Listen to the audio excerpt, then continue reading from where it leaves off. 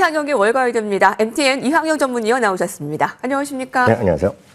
자, 주말 사이에 나온 뉴욕의 약세 상황들을 뜯어보겠습니다. 자, 오늘의 인사이트 바로 넘어가 볼까요?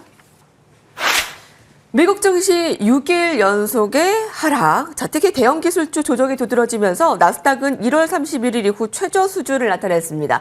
S&P 500 지수 5,000선이 이탈됐습니다.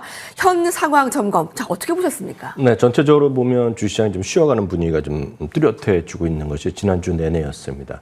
말씀하셨다시피 나스닥이라든가 S&P 500은 6일 연속 하락했고요. 당연히 뭐 일주일 내내 하락하는 모습이 이어졌습니다.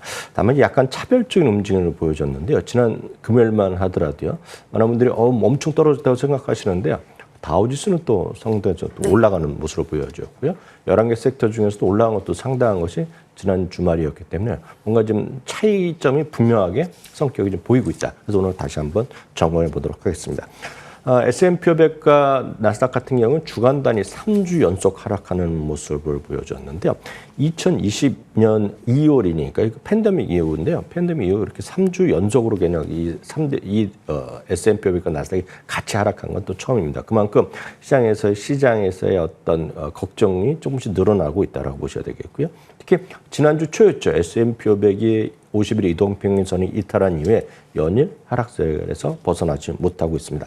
그렇지만 말씀드렸다시피요. 섹터별로 보면 극명한 차이입니다. 지난 금요일만 보더라도요.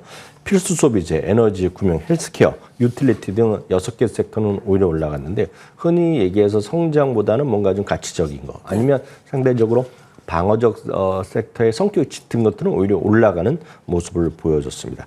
특히 지난주 금요일 하루만 뜯어서 보면은요. 가치주는 0.78%가 올라갔고요. 성장주는 2.16%가 떨어졌습니다. 그러니까 상대적으로 그 두 개의 차이가 3%포인트 났는데요. 이만큼 가치주가 3%포인트만큼 차이가 나게 이긴 것은 2021년 3월 7일 이후, 그러니까 3년 만에 최대치로 벌어진 흐름. 저희가 방송에서 성장주도 좋지만 너무 성장주만 갖고 계신 분들은 변동성에 취약할 수 있다. 그래서 뭔가 가치주 있는 것을 갖고 가면 좋다라고 말씀드렸는데 몇몇 종목도 말씀해 드렸었죠. 네, 딱 그런 것이 보여준 것이 지난 금요일 아주 극명하게 차이가 완전히 벌어진 그런 흐름. 위에 보이는 것이 성장주가 아니라 가치주였고요. 위에 올라간 것이 가치주였다고 보셔야 되겠습니다. 다만 최근 1년만을 좀 길게 보면은요. 성장주가 물론 더 올라갔습니다. 23%. 가치주는 16.7% 올라갔지만 많은 분들이 그래서 야 가치주가 훨씬 좋다. 그리고 말할 수는 없습니다. 성장주가 더 많이 올라간 것도 사실인데요. 변동성을 같이 보셔야 되겠습니다. 2000년 이후 한번 보겠습니다. 2000년, 20년간의 주가, 24년간의 주가를 보면은요. 오히려 가치주가 조금 더 올라갔습니다. 물론 이 방송을 보시는 분들은 어떤 분들은 야 저건 25년짜리 어떻게 기다리냐 하지만 뚝 띄워놓고 보면은요. 2000년대 초반부터 한 2000년 중반까지는요. 계속해서 가치주가 더 올라가는 그림이거든요. 그래서 특정 시기 앞으로 물론 많은 분들이 저도 그렇고 성장주가 더 갈 거라고 생각은 하지만 그건 알 수 없는 것이 되겠고요. 특히 변동성을 보면 성장주가 훨씬 변동성이 크기 때문에 많은 분들이 시청자들 본인의 성향을 정확히 파악하고 어느 정도 변동성을 우리가 좀 염두에 두고 좀 대응하시는 것이 중요하다 이렇게 말씀드립니다. 그래서 제가 방송을 통해서 웬만한 분들은 가치주를 같이 갖고 가는 것이 스트레스를 줄일 수 있는 길이다라고 다시 한번 확인드릴 수 있겠습니다.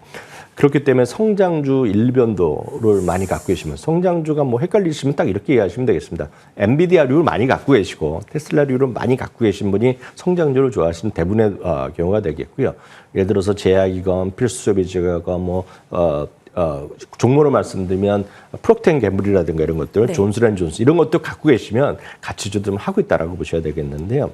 성장주 일변도 갖고 계신 분이 갑자기 종목을 특정 주식을 사기 쉽지 않습니다. 그래서 제가 이 코너를 통해서 가치주 ETF를 웬만하면 자주 소개해 드리는 건데 오늘 다시 한번 대표적인 ETF 몇 개만 소개해 드릴 테니 시청자님 좀 참고해서 좀 분산 투자의 길로 접어드시기를 저는 이제 좀 권해드리는 입장이라고 말씀드리겠습니다. 첫 번째는 저희 방송을 통해서 가장 자주 말씀드렸던 SPY에 V가 붙은 SPDR 가치주 ETF가 되겠습니다. 아직 이제 $50가 채 안 되는 그런 금액이 되겠고요. 다음은 이름부터가 아주 쉽습니다. Value라고 하죠. 그래서 A가 빠진 VLUE라는 가치주 ETF가 블랙락에서 운영하고 있는 건데요. 그거는 $100 정도 가격이 형성되어 있습니다.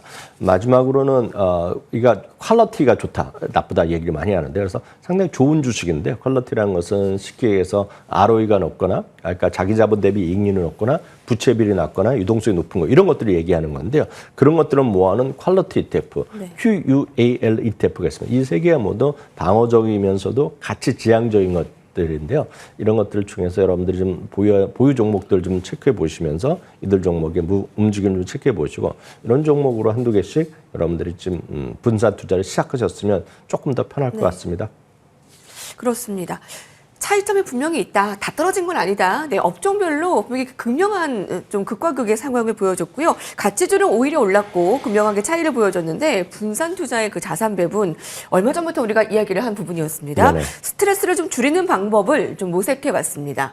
하지만 사실 S&P 500 지수가 2020년 2월 이후 처음으로 3주 연속 하락했다라고 말씀해 주셨는데 확실히 부담 있고 걱정이 커지는 건 맞는데요. 자, 좀 더 자세히 종목별 사항들을 정리해 봤습니다.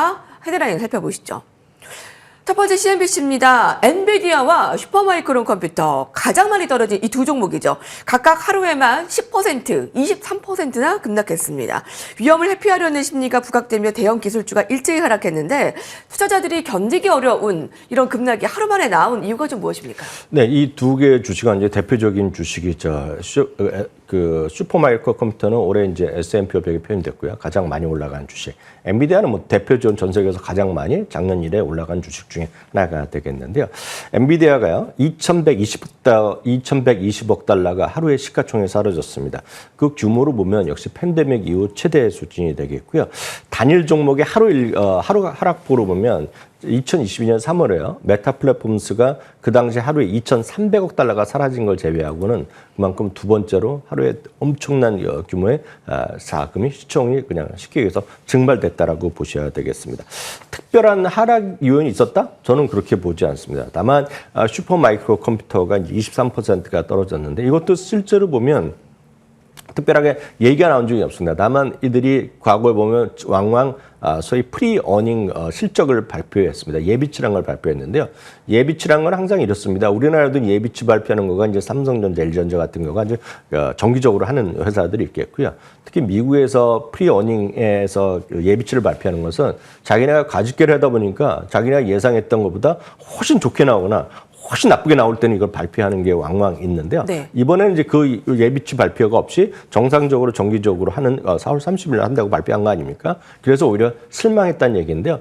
모르겠습니다. 그것 때문에 왜 이렇게 빠졌는지 모르겠지만 여튼 그런 이유로 주가는 23%나 급락하는 모습을 보여줬고요. 바로 이러다 보니 지난주부터 해서 계속해서 칩 메이커라든가 그런 ASML도 지금 주문 상황이 좀 썩 좋지 않다. 이런 얘기 하다면서 그런 불안하던 차에 슈퍼마이크로 컴퓨터가 소위 예비치를 발표 안 하니까 주가가 급락하면서 웬만한 주식들을 다 끌어내리고 특히 말씀드렸던 칩 메이커들나 칩 관련 AI 관련들이 그냥 속수무책으로 떨어진 하루였다라고 보셔야 되겠습니다.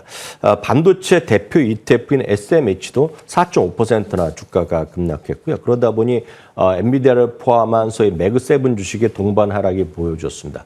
매그7 주식의 전체적으로 모아놓은 그래프를 하나 보여드리면 역시 이것도 50일선이 단박에 무너지는 모습을 보여주는데요. 전체적으로 성장주 쪽에 쫓겼던 특히 기술주들이 주가가 많이 떨어지는데 역시 이 두 개의 주식이 큰 역할을 했다라고 이해하시면 되겠습니다. 네. 강세장이라면 좀 별다른 영향 없이 좀 지나갈 수 있는 이러한 악재에 시장이 과도하게 반응하는 모양새가 좀 지속되면서 지난주부터 이런 모습이 나타나면서 이제 조정의 시작이 아니냐, 좀 이런 분석 아마 좀 하루 종일 저희 방송을 통해서 좀 전략 좀 들으셨으면 좋겠습니다. 이 종목도 빼놓을 수가 없는데요. 바로 다음 헤드라인도 살펴보시죠.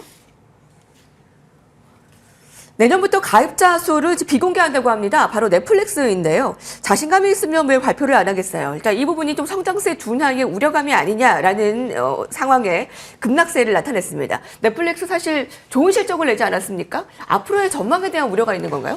네, 그 넷플릭스도 한마디로 슈퍼 깜짝 실적을 발표했습니다. 네. 예상을 훨씬 넘는 구독자 수 발표했는데 말씀하셨던 대로 구독자 수를 이제 새롭게 다음 내년부터 발표하지 않겠다는 건데요. 그 자체로 그렇게 주가 떨어질 요인인가 하는 의구심은 저는 개인적으로 좀 갖고 있습니다. 물론 이거 중요한 변수지만 이제 어느 정도 다 성장을 하고 나면 다른 요인들도 많이 봐야 되겠죠. 정말 이익이 어떤지, 매출이 어떤지 이런 것들을 봐야 될 텐데 어떤 특별한 어떤 이슈가 되는 것들이 어떤 계속 발표하던 것들을 안 한다고 해서 그거 자체로 주가가 떨어지는 요인은 저는 별로 없다고 보고 있지만 월가 해석도 약간 엇갈리는 모습을 보여줬습니다. 특히 월가에서는 목표 주가를 내린 것도 있지만 오히려 올린 것도 많겠고요. 투자 의견 내린 것도 있지만 목표 투자 의견은 올린 것도 있다라고 보셔야 되겠습니다.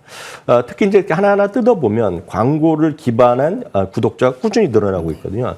작년 초에 많은 분들 기억하시겠지만 넷플릭스가 우리나라에 상당히 많이 아이들이 공유했지 않습니까? 친구들끼리, 네. 연인끼리 했던 거를 이제 끊게 만들어졌단 말이죠. 우리나라 이제 포함됐는데 그러다 보니 많은 분들이 넷플릭스는 끝났다고 생각했는데 오히려 수백만 명의 구독자가 계속해서 분기별로 계속 늘어나고 있는 모습이죠. 바로 성공한 그런 투자 전략, 경영 전략이었다고 보고 있겠고요. 그러다 보니 추가적인 어떤 수익성도 담보되고 있다라고 보셔야 되겠습니다. 많은 분들이 넷플릭스 볼 게 없다 뭐 하면서 끊는 분도 계시지만 네. 올해 최근에 보면 삼체라고만 보시면 많으실 것 같고요. 전 세계에서 가장 인기 있는 드라마로 지금 전 세계 수주째 1등하고 있지 않습니까? 그런 거 보면 수많은 드라마, 수많은 영화, 수많은 다큐멘터리, 수많은 음악 통해서 확고한 지위를 갖고 있고 말씀드렸다시피 투자기는 올린 것도 내린 것도 있고 오히려 목표 중가를 올린 것이 내린 것보다 더 많다. 네. 지난 금요일에 상하에서 같이 묻어서 더 떨어졌다는 생각을 저는 하고 있습니다. 네네. 좀 가져야겠다. 네. 그러니까 좀 민감하게 너무 이렇게 반응한 게 좀 두렵다라는 분들이 있으시더라고요. 네. 자, 그래서 이제 엔비디아와 같이 좀 더불어서 좀 묻어서 좀 하락한 부분이 있다라고 넷플릭스 반응을 좀 기대해 보도록 하겠습니다. 여러분 오늘 이 종목을 좀 주목하실까요? 자, 마지막 헤드라인입니다. 마켓워치인데요. 미국의 카드 회사의 반란입니다. 아메리칸 익스프레스가 한 6% 상승을 하면서 호실 쪽이 반영이 되면서 다우 지수가 이제 플러스를 나타냈습니다. 자, 이렇게 좀 극명한 차이가 있었단 말이죠. 이 카드 회사의 반란, 아메리칸 익스프레스의 좀 주가 상승을 좀 의미를 가져올 필요가 있을까요? 이건 역시 그 최근 들어서 비자 먼저 마스터카드 그리고 아멕스까지 해서 지금 카드 소비가 계속해서 꾸준히 늘어나고 있다는 것에 이제 주목을 하셔야 될 것 같고요. 카드 회원수도 증가하고 있고요. 카드 소비가 전년 동기 대비 7%, 특히 미국에서는 8%나 늘어나고 있고요. 특히 흥미로운 것은 이렇게 우리나라에서의 경제 상황과 미국 경제 상황을 이제 차이점을 분명히 이해하셔야 되는데 미국 경제는 엄청 지금 좋은 겁니다. 어찌 됐건 제가 이번에 이 그 아메리칸 익스프레스 실주 보면서 또 하나 깜짝 놀란 거가. 미국 사람이 진짜 돈을 많이 쓰는 것 같긴 한데요. 비행기표가 엄청나게 팔렸다는데요. 비행기표 중에서도 쉽게 얘기해서 비즈니스 클래스 이상 있지 않습니까? 프리미엄 클래스의 자리가 엄청나게 팔릴 정도로 미국의 소비가 왕성하게 이어지고 있고 그건 지난주에 소매 판매에서도 보여준 거 아닙니까? 결국 미국 경제가 뭐라고 하건 간에 결국 미국 달러가 강하고 미국 GDP가 계속 상승하고 미국 소비가 늘어난다는 측면에서 계속 말씀드리면 AI라든가 성장률만 자꾸 보지 마시고 여러분들 주머니 속에 지갑에서 매일매일 쓰고 있는 바로 그런 카드 회사 같은 거 여러분들 가치를 좀 여러분들 주목을 더 하셨으면 좋을 것 같습니다. 네. 미국 경기가 탄탄하다는 걸 좀 보여줬고요. 네, 지갑은 계속 열고 있다는 걸 좀 보여줬고요. 이 아메리칸 익스프레스까지 살펴봤습니다. 이항여 전문위원과 함께했습니다. 감사합니다.